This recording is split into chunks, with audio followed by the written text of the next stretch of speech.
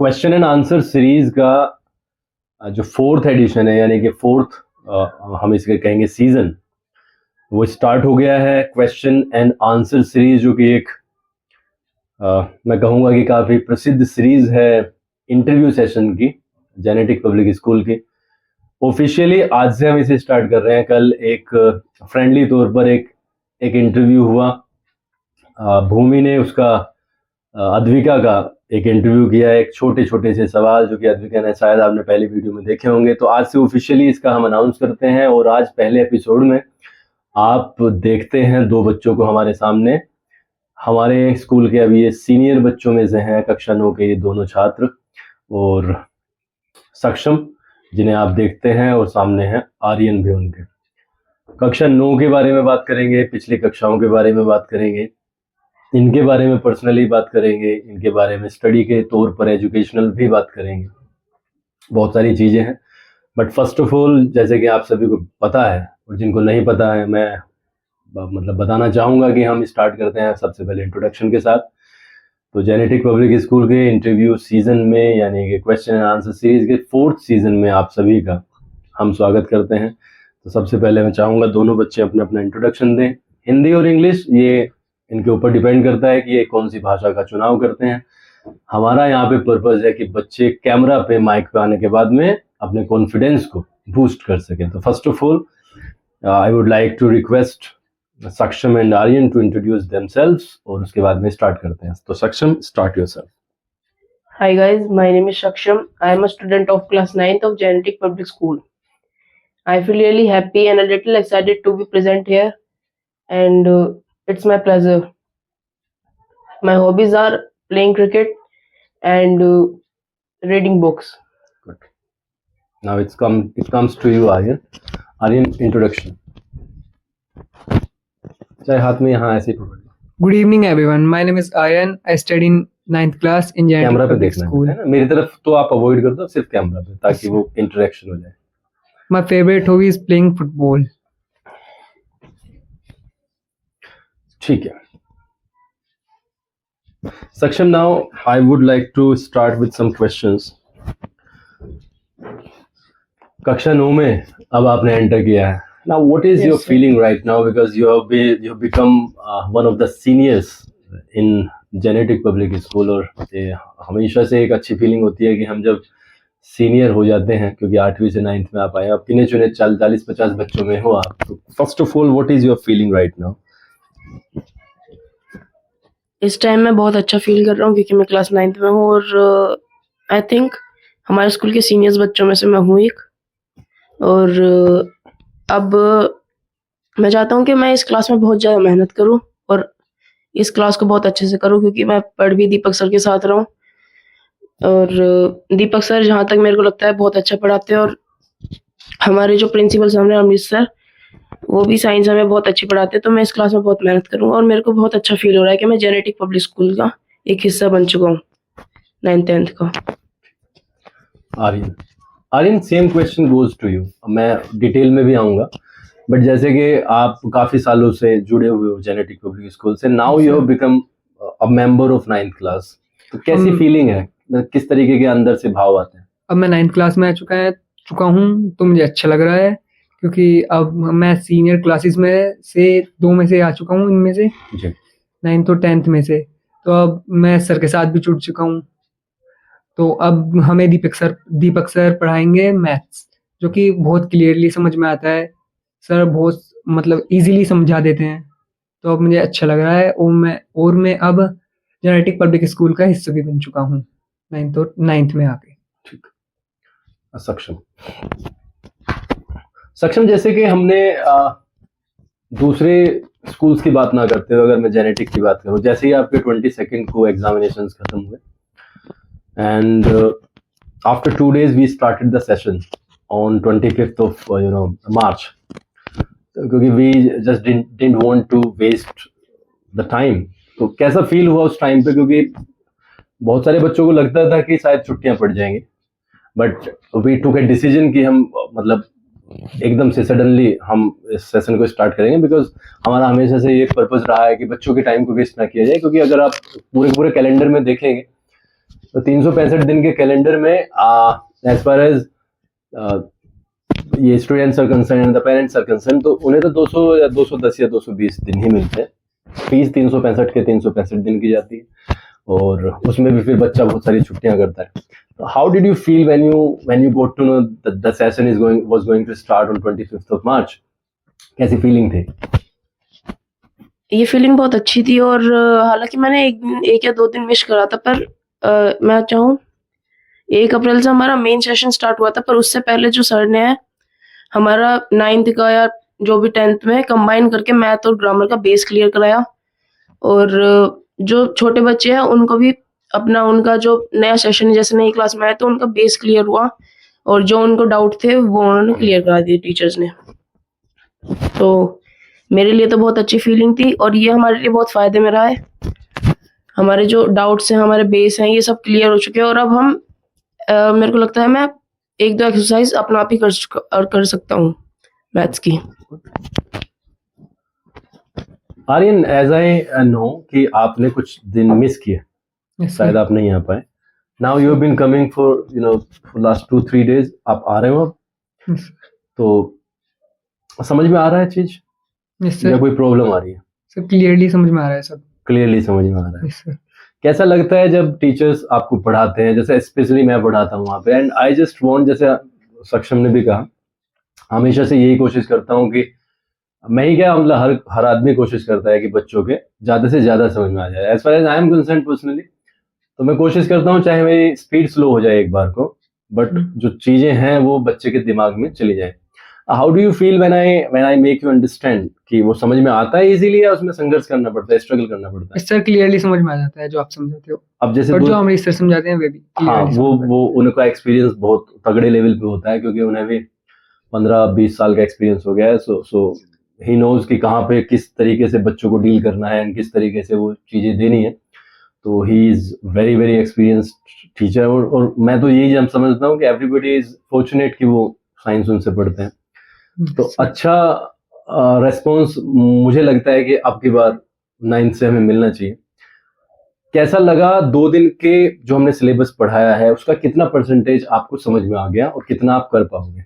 So 90-95 तो % समझ में आ गया है। जी। जो मतलब 5% 10% रह रहा था जी। वो मेरे एब्सेंट की वजह से छूट गया था। अच्छा, जिसमें Yes, sir. आप एब्सेंट थे तो उसमें Yes, sir. तो जेनेटिक में एक फ्रीडम है कि अगर आप एब्सेंट हो और आप ऑनेस्टी वाले भाव से टीचर के पास आते हो, टाइम पास करने के उद्देश्य से कोई नहीं आता है बच्चा, और वो वास्तव में जेन्युइनली प्रैक्टिस करके आया है एंड वो चाहता है कि मैं इसे दोबारा, तीसरी बार, 4 बार पढूं, तो शायद किसी भी टीचर को, हम में से किसी को कोई दिक्कत नहीं है। सो आई मेक दिस सर्टन कि आप जब भी आओगे, चाहे 4 बार समझो चाहे 5 बार समझो, वी मेक श्योर कि आपको वो वाली चीजें समझ में आ जाएंगी। But first of all you have to make sure कि वो वाली चीजें आप वास्तव में ऑनेस्टली घर पे प्रैक्टिस करते हो, और जो चीजों में आप अटक जाते हो वो चीजें आप समझने की कोशिश करते हो। ठीक है?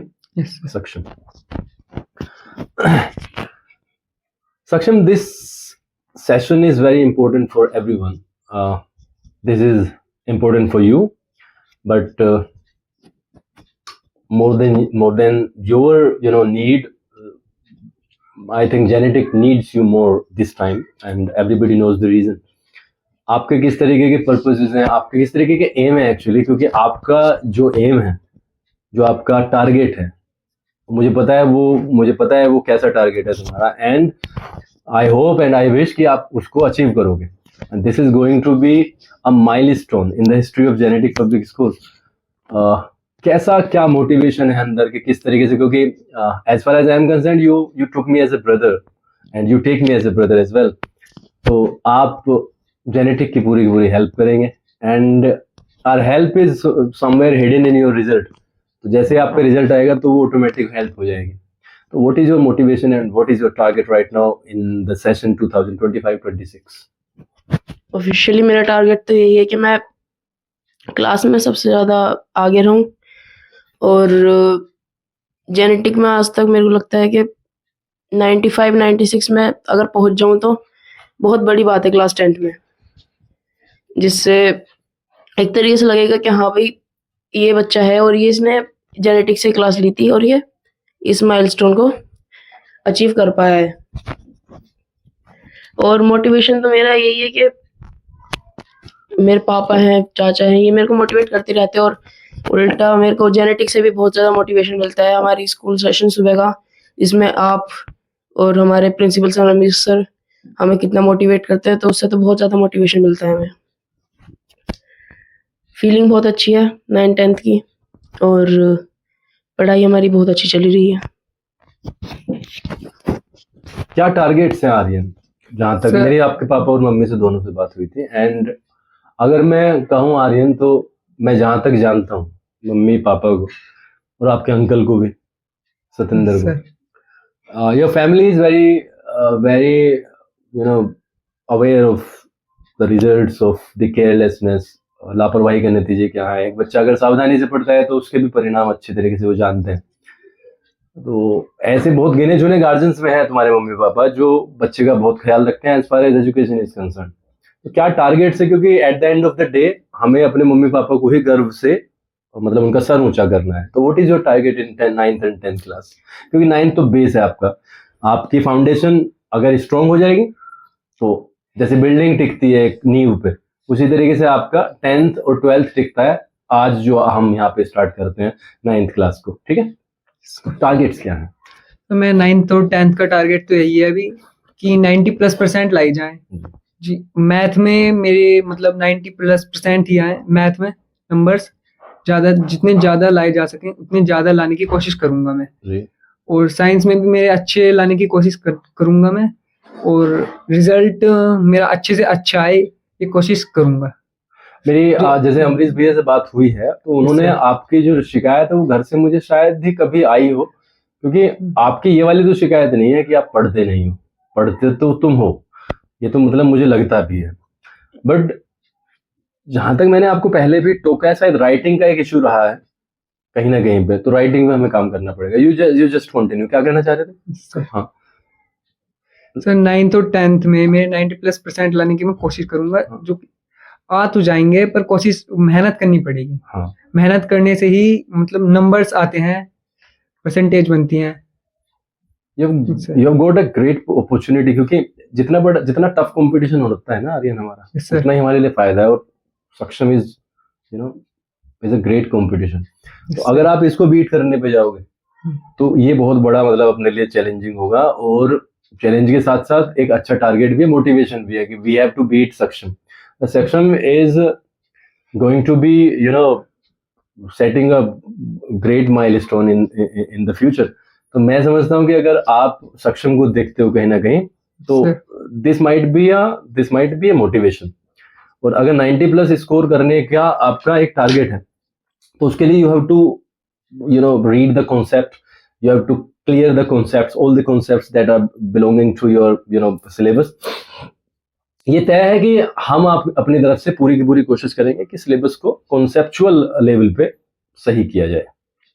ठीक है सक्षम? सक्षम जैसे हमने अभी स्टार्टिंग किया है, वैसे तो हमने 2014, 15, 16 में भी स्टार्ट किया था as far as English is concern. अब हमने थोड़ा सा वो मैंने इनिशिएटिव लेते हुए मैं सुबह को जाता हूँ पोडियम पे, तो उस चीज़ों को क्लियर करता हूँ। उससे कुछ लाभ मिलेगा? जो हम फॉर्मेट अब पढ़ाना चाह रहे हैं, do you play cricket, and then we give you a format, according to that format people have to answer that. तो उससे कुछ लाभ है, कुछ फायदा हो सकता है पूरे स्कूल का? इसका फायदा तो बहुत है, और उल्टा ये है कि अगर आप पोडियम सेशन पे जाके पढ़ा रहे हैं तो इसका ये लाभ है, जो छोटे बच्चे हैं जो अभी इतनी इंग्लिश ग्रामर पढ़ते नहीं है, उनका बेस हल्का हल्का क्लियर होता चलेगा। क्वेश्चन आंसर्स वो आसानी से कर पाएंगे इंग्लिश में, और अगर कोई उनसे आंसर्स पूछने लग गया तो वो दे भी पाएंगे। इसका फायदा मेरे को ज़्यादातर छोटे बच्चों में लगता है, और बड़े बच्चे जिनका ये बेस क्लियर नहीं है, इनका भी अब बेस क्लियर होता जाएगा। क्योंकि कुछ बच्चे होते हैं अगर ध्यान नहीं देते शुरुआत में इंग्लिश ग्रामर पे, ये इंग्लिश ग्रामर पे जैसे मैंने 2-4 बच्चे देखे हैं इस टाइम पे, इनका बेस क्लियर हो रहा है अभी। अच्छा, फील किया है ऐसा? हाँ। तो मैंने भी मतलब 1-2 बच्चों को फील किया है, तो वे उस फॉर्मेट पे आंसर देना उन्होंने स्टार्ट कर दिया है। जो बच्चे घबराते थे आके, जैसे मैं रैंडमली बुलाता हूँ माइक पे, आज भी मैंने 8th क्लास से 2 बच्चे बुलाए थे, 2 नहीं, अब बुलाए कई थे, लेकिन उनमें से 2-3 बच्चे ऐसे थे जो पिछले काफी टाइम से बोले नहीं थे, बट दे स्टार्टेड स्पीकिंग। वो उन्होंने कुर्सी पे बैठ के वो जवाब दे दिए, तो I felt good at that point of time, क्योंकि उसका कुछ ना कुछ रिजल्ट तो आया। तो जैसे ही हमारी टंग को आदत पड़ जाएगी, जुबान को आदत पड़ जाएगी, तो हम उस वाली चीज को हम क्लियर कर सकते हैं। ठीक है आर्यन।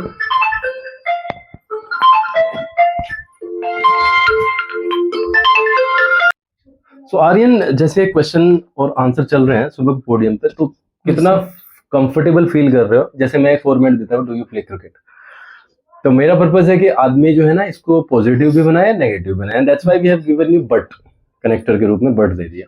कितना ये फायदेमंद हो रहा है आपको? सिर्फ फायदेमंद तो बहुत है, क्योंकि इससे हमें डबल प्रैक्टिस हो रही है, एक पॉजिटिव की एक नेगेटिव की। इससे हमारे इंग्लिश ग्रामर के सेंटेंसेस जो अदर हैं, सारे टेंसेस और मॉडल्स, उन पर भी इफेक्ट पड़ता है, क्योंकि हम पॉजिटिव भी बनाते हैं और नेगेटिव भी। इससे हमें दो फायदे होते हैं, तो ये हमें करना चाहिए, ये सही है। मतलब ये फायदेमंद हो सकता यस है। सर, पर अभी तो स्टार्टिंग है, अगर एक बार कॉन्सेप्ट जैसे मैंने कहा क्लियर हो जाता है, तो हम हेल्पिंग वर्ब्स को आसानी से यूज कर पाएंगे। Yes sir. तो वो उसका जो फायदा है ना, आपको आपके सिलेबस में ही पड़ेगा, क्योंकि इतना सारा सिलेबस है, रटना का तो कुछ स्कोप नहीं है। स्कोप है सिर्फ चैप्टर को समझना, और समझने के बाद में उसको आंसर करना। राइट? Yes sir. सक्षम, सक्षम, बहुत सारे ऐसे बच्चे हैं, तुम्हारे फ्रेंड्स भी हैं, जिन्होंने स्कूल छोड़ा। वो कौन सी चीज है जिसको आपने मन में रखा and you did not take that step कि आप स्कूल से बाहर जाओ, and you chose Genetic at the end of the day? Detail में बताओ, why did you choose Genetic again in 9th class? Because there is so much rumours about Genetic कि पढ़ाई नहीं कराते हैं और टीचर्स खराब हैं एंड 2 महीने ही पढ़ाते हैं और मतलब टाइम पास करते हैं। There are so many things to say. what did you think about it in the past and what do you think about it at present? और कौन से वो चीजें हैं जिसने आपको ये फैसला लेने पे मतलब राजी किया that you will have to be in the genetic school? सबसे पहले तो वो बच्चे जो मेरे फ्रेंड्स हैं और जिन्होंने स्कूल क्विट कर दिया, दूसरे स्कूल में एडमिशन ले लिया, वो तो उनकी चॉइस है, उनके पेरेंट्स की चॉइस है कि वो जेनेटिक को ना चुन के किसी और स्कूल को चुन रहे हैं। और मेरा ये मोटिव था कि क्योंकि मैं इस स्कूल में नर्सरी से पढ़ रहा हूँ, मैं देखता आ रहा हूँ जेनेटिक को। जेनेटिक में मेहनत बहुत होती है, ग्रामर पे बहुत ज़्यादा ध्यान दिया जाता है, मैथ में डाउट्स अच्छे से क्लियर होते हैं, और मेरा हर जगह का रिजल्ट जेनेटिक से ही आया है। मैंने हर चीज़ यहीं से सीखी है। तो मेरा तो मोटिव यही था कि मैं जब बचपन से यही पढ़ता आ रहा हूँ, तो मैं क्यों ना इस जेनेटिक का ही रिजल्ट ला के दूँ 10th में। ये मेरा मोटिव था। And Aryan, the same question goes for you because ultimately you have chosen genetic again.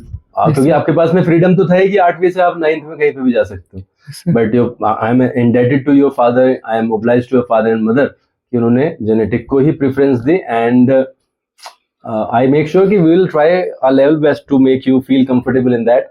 आपका रिजल्ट भी अच्छा होगा। तो क्या मन में क्या आए थे, थॉट्स तो आए होंगे, क्योंकि जब रिजल्ट आता है तो बहुत सारी चीजें चलती हैं और अफवाहों का दौर भी चलता है। बहुत सारे स्कूल्स आते हैं एक्चुअली, और वो एक दूसरे स्कूल के बारे में बुराइयां भी करते हैं। तो people are having teachers in their homes, और वो जो टीचर्स आते हैं दूसरे स्कूल के, तो वो अपोनेंट स्कूल की बहुत सारी बुराई करते हैं, and I don't feel bad about it, क्योंकि अगर कोई अपने स्कूल की तारीफ नहीं कर रहा है, वो दूसरे स्कूल की बुराई कर रहा है, तो उसका तो पर्पस समझ में आ गया है कि कोई मैं अगर आपके घर पे एडमिशन लेने जाऊंगा तो मेरा पर्पस होगा कि मैं अपनी पढ़ाई के बारे में बताऊं कि जेनेटिक डज इट। लेकिन दूसरे स्कूल्स जो आए हैं, जो कि जहां तक मैंने सुना है, तो उन्होंने हमारा नाम लिया है कि ये पढ़ाई नहीं कराते हैं, and all that. I don't want to get into that. तो आपका मतलब क्या वो पॉइंट था जिसने आपको जेनेटिक को चुनने पे मजबूर किया, और क्या क्या चीजें आप अब करने वाले हो?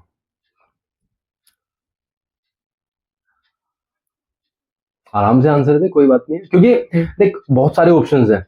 अगर मैं नाम तो लूंगा नहीं वीडियो में, but there are so many schools around us. बहुत सारी चीजें अब के बाहर गांव में बहुत सारे स्कूल्स आए हैं, तो आपने वो नहीं चुना।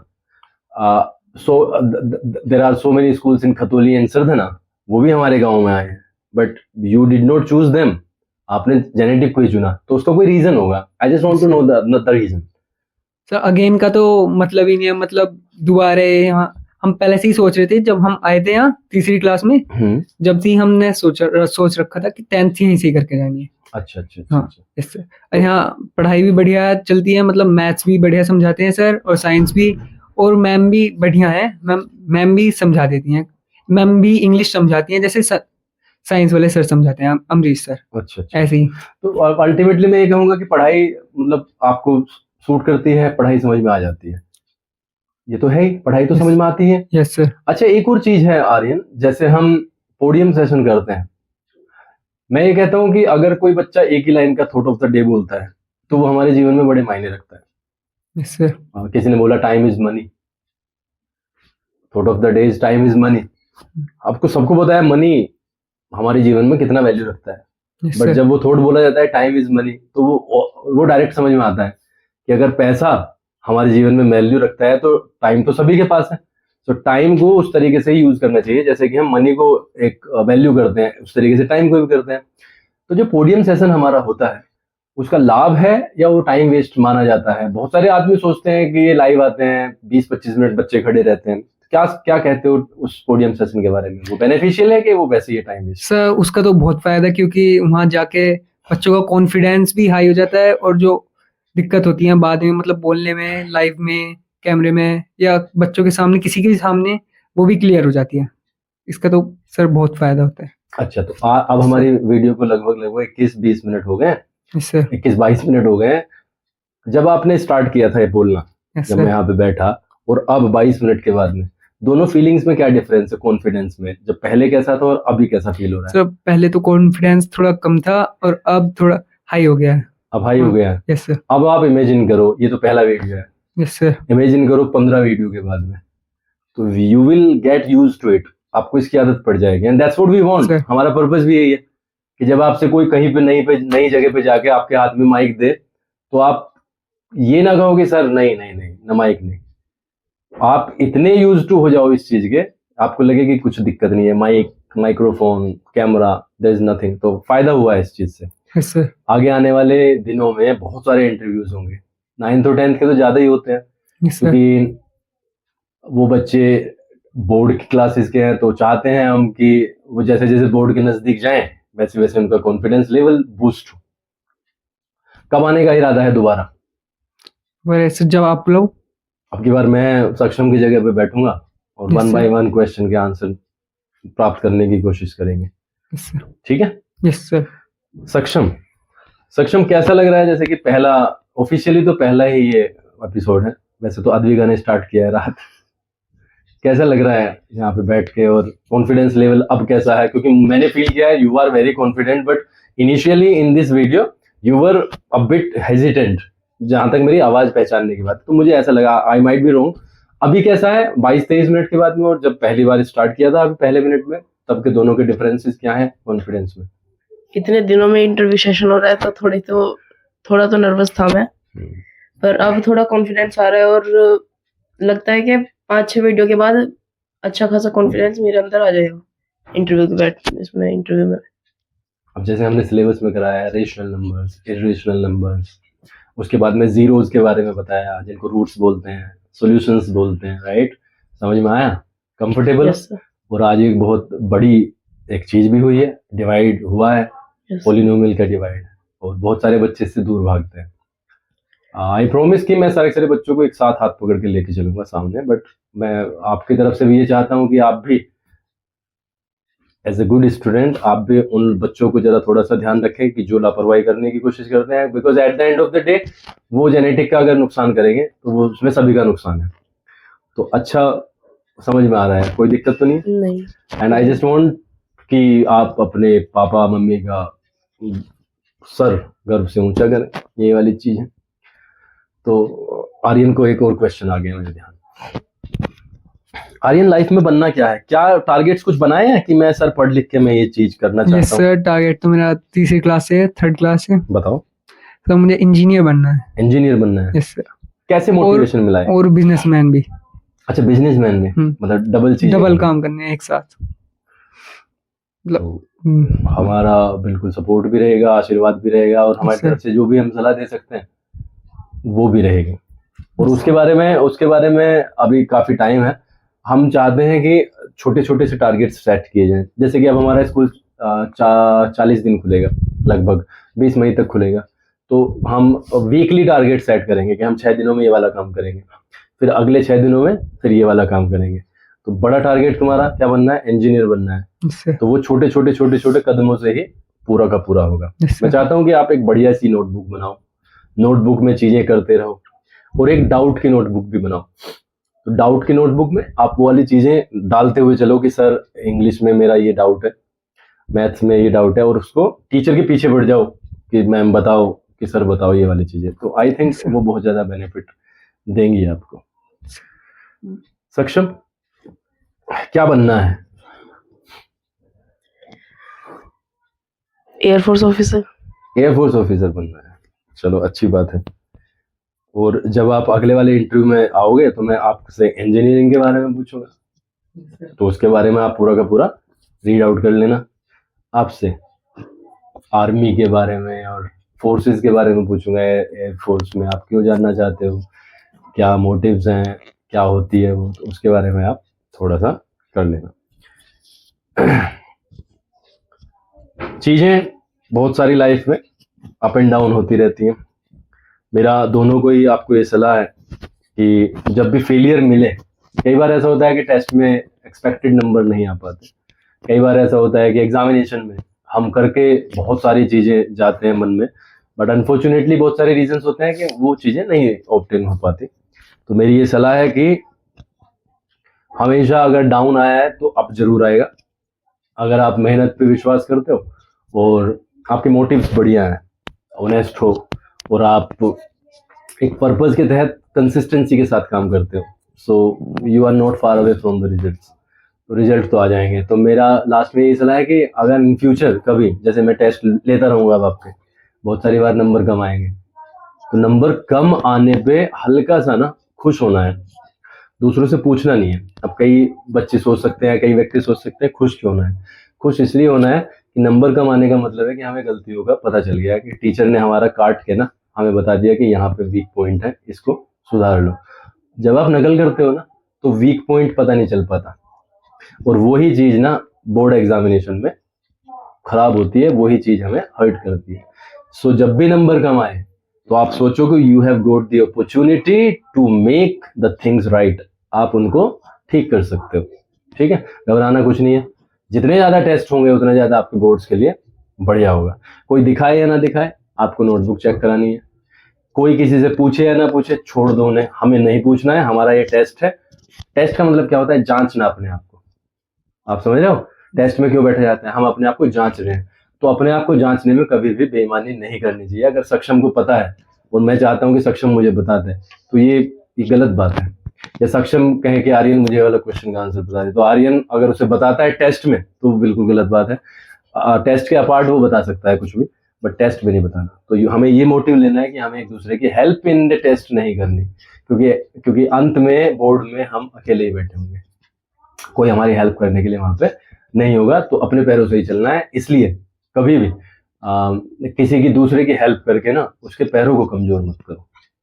ठीक है, तो अच्छी फीलिंग आपके साथ में यहाँ पे बात करना। दो क्वेश्चंस लूंगा और after that we'll wrap it up. Saksham, do you go to school? Yes, I go to school, but my sister does not go to school. Why do you go to school? I go to school to study. Very good. हाँ, बोलो बोलो, दूसरा भी और बताना है। I go to school so that I may study. I am good. Aryan, why do you go to temple? I go to temple to worship to God. Very good. I go to temple so that I may worship to God. तो दोनों के दोनों चीज बता दी। Very good. Yes. So that का use हो जाता है तो अच्छी बात है। Do you get up early in the morning? Yes, I get up early in the yes, I get up early in the morning, but my friend does not get up early in the morning. Do you work hard? Yes, I work hard, but my friend does not work hard. Why do you work hard Aryan?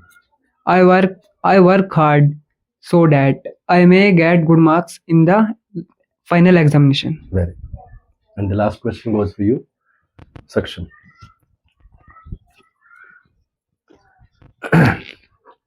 Do you celebrate your birthday? Yes, I celebrate my birthday, but my friend does not celebrate his birthday. 3 things that you do on your birthday. I get up early in the morning. I get my father and mother blessings, Good. and I invite my friends. तो मुझे wrap up करना है, 30 minutes हो गए हैं and आप करोगे या मैं करूं? आप करो। आज पहला सीजन का पहला एपिसोड चौथे का।